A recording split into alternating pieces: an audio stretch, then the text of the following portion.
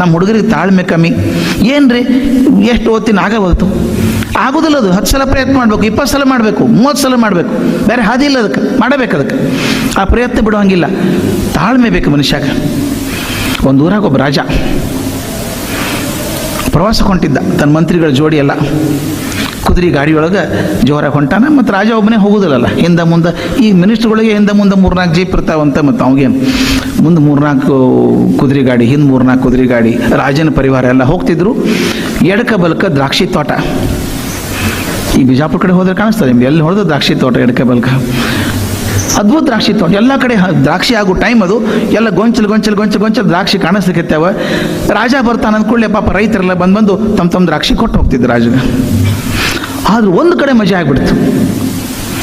ರಾಜ ನೋಡ್ತಾನೆ, ಎಕರೆಗಟ್ಟಲೆ ತೋಟದ ದ್ರಾಕ್ಷಿ ತೋಟ, ಎಲಿ ಎಲ್ಲ ಹುಲಸಾಗಿ ಬಳ್ಳಿ ಚಲೋ ಬೆಳೆದು ಬಿಟ್ಟದ, ಆದ್ರೂ ಒಂದೇ ಒಂದು ದ್ರಾಕ್ಷಿ ಹಣ್ಣು ಇಲ್ಲ. ಅವಂದ ಈಗ ಬಿಡಿಸ್ಯಾರ ಮತ್ತೆ ಒಂದು ಹಣ್ಣಿಲ್ಲ ಒಳಗ, ಕೇಳ್ಕೊಂಬರ್ರಿ ಅಂದ. ಮಂತ್ರಿಗಳು ಹೋಗಿ ಬಂದು ಹೇಳಿದ್ರು, ಇವ್ ಮಹಾ ಮೂರ್ಖಿದ್ದಾನ್ರಿ, ಇವ ರೈತ, ತಲೆ ಬರಬರಲಿ ಅಂದ್ರು. ಯಾಕೆ ಕರೀದ ಅವನು ಕರೆದ್ರು. ಏನಪ್ಪ ನಿಂತ ಹೊಲ್ದಾಗ ಒಂದು ಹಣ್ಣಾಗಿಲ್ಲಲ್ಲೋ, ಎಲ್ಲ ಕಡೆ ದ್ರಾಕ್ಷಿ ಹಣ್ಣು ಕಂಡಪಟ್ಟೆ, ನಿಮ್ಮ ಕಡೆ ಯಾಕಾಗಿಲ್ಲ ಅಂತ ಕೇಳಿದರು. ಅವ ಹೇಳ್ದ, ಇಲ್ರಿ ಸರ, ನನಗೆ ಯಾರೊಬ್ಬರು ದೊಡ್ಡವರು ಒಂದು ಸ್ಪೆಷಲ್ ಬೀಜ ಕೊಟ್ಟಾರ, ದ್ರಾಕ್ಷಿ ಹಣ್ಣಿನ ಬೀಜ ಕೊಟ್ಟಾರ, ಅವನು ಹಾಕಿನ ನಾವು. ಈ ಆರ್ಡಿನರಿ ಬೀಜ ಅಲ್ರಿ ಇವು, ಮತ್ತು ಹಣ್ಣು ಯಾಕಾಗಿಲ್ಲ?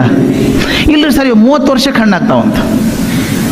ಹಾಕಿದ ವರ್ಷ ಆಗೋದಿಲ್ಲ, 30 ವರ್ಷ ನೀರು ಕೊಡಬೇಕು, ಗೊಬ್ಬರ ಕೊಡಬೇಕು, ಬೆಳಗ್ಗೆ ಬೀಳಲಿಕ್ಕೆ ಬಿಡಬೇಕು, ಕಸ ತೆಗಿಬೇಕು, ಹಿಂಗೆ ಮಾಡ್ಕೋತಾ ಇರ್ಬೇಕು ಪರಿಶ್ರಮ. 30 ವರ್ಷಕ್ಕೆ ಹಣ್ಣು ಕೊಡ್ಲಿಕ್ಕೆ ಹೋಗ್ತಾ ಭಾಳ ಚಲೋ ಹಣ್ಣು ಇರ್ತಾವಂತ ಸರ್, ಆ ನಂಬಿಕೆ ಮೇಲೆ ಮಾಡ್ಲಿಕ್ಕೆ ಹತ್ತೀನಿ ನಾನು ಅಂದ. ಎಷ್ಟು ವರ್ಷ ಆತು ಈಗ ಹಾಕಿ ಅಂತ ಕೇಳಿದ್ರು. 25 ವರ್ಷ ಆತ್ರಿ ಸರ್ ನಾವು. ಅಲ್ಲೋ 25 ವರ್ಷ ಹಣ್ಣು ಇರಲಾರ್ದು ಹಂಗೆ ಬದುಕಿ ಅಂದ್ರು. ಬದುಕೇನ್ರಿ ಸರ್, ಇನ್ನು 5 ವರ್ಷ ಅಲ್ರಿ ಸರ್ ಅಂದ. ಅವ್ರ ರಾಜ ಇದ್ದೀಯಪ್ಪ ಮನುಷ್ಯ, ನೀನು ಒಂದು ಕೆಲಸ ಮಾಡ, ಇನ್ನು 5 ವರ್ಷ ಆದಮೇಲೆ ನಾನು ನೀನು ಬದುಕಿದ್ರೆ ಗೊತ್ತಿಲ್ಲ, ಬದುಕಿದ್ರೆ ಇದ್ರಾಗ ಹಣ್ಣು ಆದ್ರೆ ನಾನು ತಂದು ಕೊಡ್ತೀಯ ನೀನು ಅಂತ ಕೇಳಿದ ರಾಜ. ಕೊಡ್ತೀನಿ ರೀ ಸರ್, ನೀವು ಹೇಳಿದ್ಮೇಲೆ ಕೊಡ್ಲಾರ್ದು ಇರ್ತೇನೇನು ಅಂದ. 5 ವರ್ಷ ಹೋತು, ದೇವರ ಕೃಪಾದಿಂದ ಇಬ್ಬರು ಬದುಕಿದ್ರು. ಮೊದಲನೇ ಹಣ್ಣು ಬಂತು ಆ ತೋಟದಾಗ. ಏನು ಹಣ್ಣು ರೀ ಅವು, ಒಂದೊಂದು ದ್ರಾಕ್ಷಿ ಹಣ್ಣದ ಟೆನ್ನಿಸ್ ಬಾಲ್ ಇದ್ದಂಗೆ, ಅಷ್ಟು ದೊಡ್ಡ ದ್ರಾಕ್ಷಿ ಹಣ್ಣು ಜಗತ್ತಿನ ಯಾರು ಕಂಡಿದ್ದಿಲ್ಲ. ಬೀಜನೇ ಇಲ್ಲ ಒಳಗೆ, ತಿಂದ್ರೆ ಪೂರ್ತಿ ರಸನೇ. ಅದು ಏನು ರುಚಿ, ಅದು ಅಮೃತ ಇದ್ದಂಗಿತ್ತು. ಅವ್ನು ನೆನಪಾತು ರೈತಗೆ, ರಾಜಿಗೆ ಮಾತು ಕೊಟ್ಟಿದ್ದೆ ನಾನು ಅಂತ. ಒಂದು ಬುಟ್ಟಿ ಒಳಗೆ, ದೊಡ್ಡ ಬುಟ್ಟಿ ಒಳಗೆ ಒಂದಿಷ್ಟು ಹಣ್ಣು ತುಂಬಿಕೊಂಡು ಅರಮನೆಗೆ ಹೋದ. ಹೋಗಿ ವಿಸಿಟಿಂಗ್ ಕಾರ್ಡ್ ಅಂತ ಏನಂಗಿಲ್ಲಲ್ಲ ಅವಾಗ, ಹೇಳ್ದ ನಾನು ರೈತ ಬಂದೀನಿ ಅಂತ. ರೈತರು ಜನ ಬರ್ತಿರ್ತಾರೆ, ಯಾರಪ್ಪ ನೀನು ಅಂದರು. ಇಲ್ರಿ ನಮ್ಮ ಸಾಹೇಬ್ರಿಗೆ ಹೇಳ್ರಿ, ರಾಜರಿಗೆ ನಾ ಹೇಳಿದ್ದೆ 30 ವರ್ಷ ಆದ್ಮೇಲೆ ಹಣ್ಣು ಆಗ್ತಾವ ಅಂತ ಹೇಳಿ, ಚಲೋ ಹಣ್ಣವ ತೊಗೊಂಬಂದೀನಿ ಅಂತ. ರಾಜಿಗೆ ನೆನಪು, ಕರಿ ಒಳಗೆ ಹುಡುಗನ ಅಂದರು.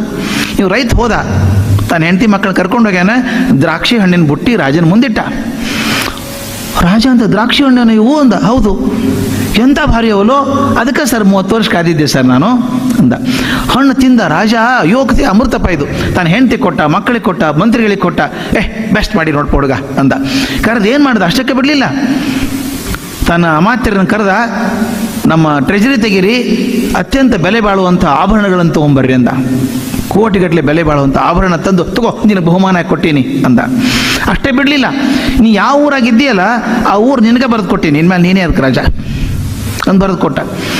ಸುದ್ದಿ ಹಬ್ಬಂಗಿಲ್ಲ ಹೊರಗೆ. ಏನು ಹುಚ್ಚದನ್ ರಾಜ, ತಲೆ ಕೆಟ್ಟೋಗ್ಯದ. ಒಂದು ಬುಟ್ಟು ಹಣ್ಣು ಕೊಟ್ಟರೆ ಒಂದು ಊರು ಕೊಡೋದ, ಆಮೇಲೆ ಬಂಗಾರ ಬೆಳ್ಳಿ ಎಲ್ಲ ಕೊಟ್ಟಂತ, ವಜ್ರ ಕೊಟ್ಟಂತ.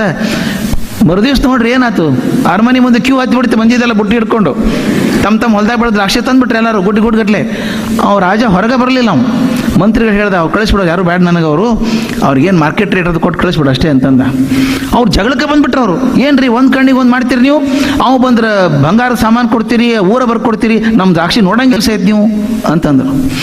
ಕಡೆಗೆ ಅವ್ರು ಜಗಳ ಬಂದು ಕರ್ಕೊಂಡ್ರು, ದರ್ಬಾರ್ನಾಗ ಕರೆದ್ರಂತ. ರಾಜ ಹೇಳ್ದೆ, ಏನಪ್ಪ ತಕರಾರು, ನಾವು ದ್ರಾಕ್ಷಿ ಬೆಳೆದಿವ್ರಿ, ಅವನು ದ್ರಾಕ್ಷಿ ಬೆಳೆದಾನ್ರಿ, ದೊಡ್ಡ ಇರ್ಬೇಕು ಸ್ವಲ್ಪ ಅಷ್ಟೇ, ಮತ್ತು ಅವ್ನಿಗೆ ಅಷ್ಟೆಲ್ಲ ಕೊಟ್ಟಿರಿ, ನಮಗೇನು ಕೊಡಲಿಲ್ಲ ನೀವು.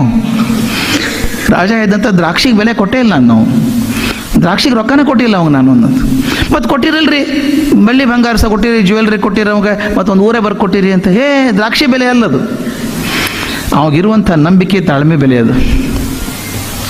30 ವರ್ಷ ನಂಬಿಕೆ ಮೇಲೆ ಬೆಳೆಸಾನ ನೋಡ್ರಿ ಅವ, ಆಗ್ತದೆ ಅಂತ ತಿಳ್ಕೊಂಡು, ಚಲೋ ಆಗ್ತದೆ ಅಂತೇಳಿ 30 ವರ್ಷ ತಾಳ್ಮೆ ಕಳ್ಕೊಳ್ಳಾರ್ದೆ ಒಕ್ಕಲ್ತನ ಮಾಡಿಲ್ಲ. ನೀರು ಹಾಯ್ಸಾನ, ಗೊಬ್ಬರ ಕೊಟ್ಟಾನ, ಕಸ ತೆಗೆದಾನ, ನೋಡ್ಕೊಂಡಿದ್ದಾನ, ನಂಬಿಕೆ ಮೇಲೆ ಬದುಕ್ಯಾನ 30 ವರ್ಷ. ನಾ ಕೊಟ್ಟದ್ದು ಅವನ ದ್ರಾಕ್ಷಿ ಬೆಲೆ ಅಲ್ಲದು, ಅವನಲ್ಲಿರುವಂಥ ತಾಳ್ಮೆ ಮತ್ತು ನಂಬಿಕೆ ಬೆಲೆ ಅದು. ನಿಮ್ಮ ಜೀವನಕ್ಕೂ ತಾಳ್ಮೆಗೆ, ನಂಬಿಕೆಗೆ ಬೆಲೆ ಬರ್ತದೆ only when you have it. ಬರಬೇಕಾದ್ರೆ